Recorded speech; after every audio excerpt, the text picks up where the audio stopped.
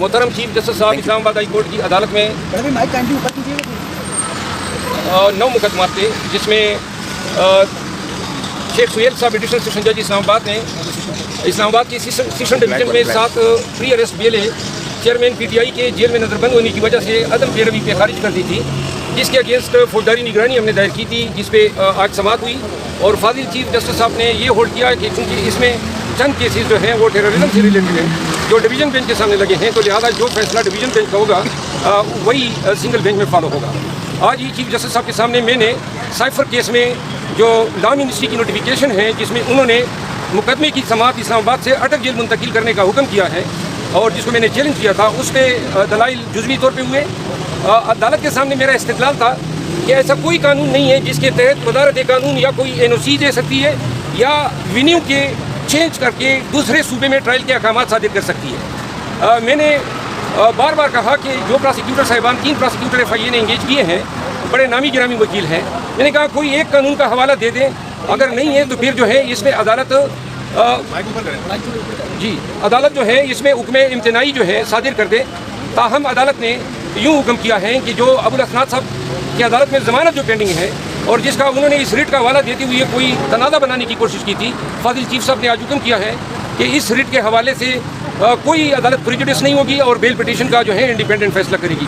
12 तारीख के लिए वकील सरकार और इस्तिगासे की प्रोसिक्यूटर की तरफ से इस्तदा पे कार्रवाई मुलतवी हो गई है।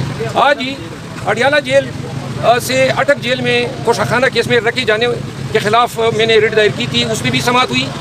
इस पर जुज़वी समाअत पहले हो चुकी थी और आज अदालत ने मुकम्मल बात समाअत की। इस रिट की पेंडेंसी के दौरान चेयरमैन PTI की जो सज़ा थी वो मुअत्तल हो गई, तो लिहाजा उसका जेल में स्टेटस जो था वो कन्विक्ट या कैदी के बजाय अंडर ट्रायल प्रिजनर का हो गया है और इसीलिए जेल के जो रूल्स हैं वो उस पर अब अंडर ट्रायल प्रिजनर के रूल का इतलाक़ होता है। रूल 225 में 2018 में तरमीम की गई, जिसके रूप से 3 क्लासेस बनाई गई। इसमें एक पॉलिटिकल क्लास है, चेयरमैन PTI पॉलिटिकल क्लास में फाल करते हैं। परसों बारिश हुई, तेज़ हवा चली, चेयरमैन PTI जिस सेल में थे उसका छत टीन का बना हुआ था, वो टीन गिर गई और सारा रात भर पानी उसके सेल में गिरता रहा। जो मैट्रेस थी वो पूरी पानी में डूब गई थी और चेयरमैन PTI रात को नींद नहीं कर सके।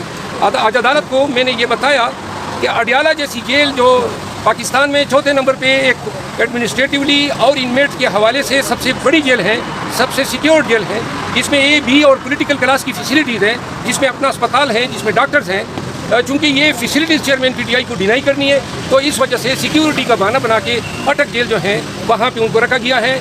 इस पर विलाग किया था समी इब्राहिम ने कि जी बहुत सारे नामालूम उस जेल में ठहरे हुए हैं, तो लिहाजा खान की ज़िंदगी को जो है शदीद ख़तरात लाक हैं और इस वजह से चेयरमैन PTI को जो है फ़ौरन से पेशतर अडियाला जेल मुंतकिल करने का हुक्म सादिर किया जाए। अदालत ने दोनों तरफें की बात सुनने के बाद मुकदमे में हुक्म रिजर्व कर लिया है। उम्मीद है 1-2 अयाम में ये फ़ैसला आ जाएगा। आज ही ऑनरेबल जस्टिस बाबर सत्तार साहब की अदालत में शानदाना गुलजार और शाहरियार अफरीदी की तरफ से जो केसेस 3 MPO के मैंने चैलेंज किए थे उस पर समाअत हुई। बाबर रवान साहब भी मौजूद थे। आज की समाअत का खुलासा ये है कि आज ये इंकशाफ हुआ कि इस्लामाबाद की हुकूमत यानी जो गवर्नमेंट है इस्लामाबाद की, जो चीफ कमिश्नर के नाम से अमूमन जानी जाती है, ये 1980 में उस वक़्त के मार्शल लॉ एडमिनिस्ट्रेटर जो डिक्टेटर थे ज़ियाउल हक साहब, उन्होंने एक हुक्मनामा सादिर किया था और एक चीफ कमिश्नर को कुछ इख्तियारात दिए थे, लेकिन बाद में आईन में तब्दीलियाँ होती गई और अब जो है इस्लामाबाद के तमाम एग्जीक्यूटिव, इंतज़ामी और लेजिस्लेटिव मामलात वफाकी हुकूमत के पास है। तो लिहाजा आज ये इंकशाफ हुआ कि जो AMPO के तहत जो अहकाम डिप्टी कमिश्नर सादिर कर रहा है वो कानून 1965 में बना था, जब इस्लामाबाद बना ही नहीं था, ना इस्लामाबाद का कोई इंतज़ामी ढांचा था, ना कोई इस्लामाबाद का डिप्टी कमिश्नर था, ना कोई ज़िला था।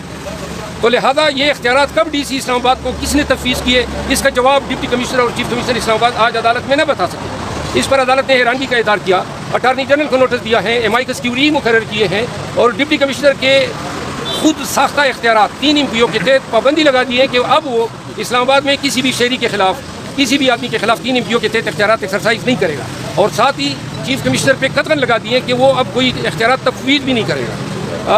आज ही मैंने अदालत को ये भी बताया, जिस पे अदालत ने जो है अपनी नाराज़गी का इज़हार किया कि शानदाना गुलजार के मोबाइल अभी तक वापस नहीं किए गए हैं, जिस पे SSP ऑपरेशन ने कहा कि मैं जल्द ही इनकी वापसी के अहकाम जारी कर दूँगा। आपको इमरान खान के साथ मिलने की इजाज़त मिल गई? जी, मुझे इमरान खान साहब से मिलने के लिए बहुत सारे लोग रुकावटें बनी हुई हैं। आज मैंने चीफ जस्टिस साहब को आगाह किया कि मैं मिलना चाहता हूँ, हुकाम मौजूद है, इनको हिदायत दे। तो चीफ साहब ने वकील सरकार को हिदायत की है कि मेरी मुलाकात कल के लिए फैसिलिटेट करा दें। मैं उनसे रब्ता करूँगा। इसके बाद जो है कल मेरा इरादा है चेयरमैन की रिहाई से मुलाकात। और इसमें सर आपने दायरा इख्तियार को चैलेंज भी किया हुआ है, क्या वो दरख्वास्त आप वापस ले रहे हैं? अगर आप वापस नहीं लेते तो क्या स्पेशल अदालत में कार्रवाई आगे बढ़ती हुई नजर आ रही है आपको? जी, मैंने आपको बता दिया कि आज यही नुकता मैंने अदालत को गोशगुजार किया, हाई कोर्ट को, कि जो ये रेट है, रेट की पेंडेंसी के साथ ट्रायल कोर्ट का कोई सरोकार नहीं होना चाहिए। अदालत ने इसे इत्तेफाक करते हुए उसको मना कर दिया है कि ये रेट की पेंडेंसी जो है इसके आपका कोई ताल्लुक नहीं है, आप अपनी बेल की पिटीशन डिसाइड करें। सर खान साहब के सेल में जिस तरह पानी जाता रहा उस दिन जब रात को बारिश हुई है, तो सर उस हवाले से चीफ जस्टिस साहब ये chief justice Islamabad high court ने क्या कहा सर, जब आपने उनसे ये गुजारिश की कि उनके साथ ये मसला हो रहा है, उनको शिफ्ट किया जाए? उसने मैंने तो उसको आगाह कर दिया है कि ये हालात है, छत टपक रही है, बारिश का पानी जो है वो उसके मैट्रेस में सारा जो है समो गया, तो लिहाजा ये हालात हैं पाकिस्तान के साबिक वज़ीर-ए-आज़म की। वो आप सब ये सोचें ना, हुकूमत को क्या पड़ी है, ये अटक जेल में मजीद है, अडियाला नहीं ला रही है, यहाँ पे उसको अदालतों में पेश होना है, अपनी जिद कर रही है, डरमी कर रही है अदालतों को। अदालत का हुक्म था अबुल हसनात साहब का कि 30 तारीख को इधर पेश करें, वज़ारत कानून दरमियान में टपक पड़ी कि जी हम ये हुक्म करते हैं कि आप अटक जेल चले जाएँ। अटक जेल, ये अटक दूसरे सूबे में है, इस्लामाबाद एक जुदागाना हैसियत है आर्टिकल 1 के तहत, तो लिहाजा इस्लामाबाद के मुकदमात मुल्ज़िमान को पंजाब की हुकूमत या उनके सरकारी अफसरान अपने हुक्मनामों से इस्लामाबाद से नहीं ले जा सकते हैं।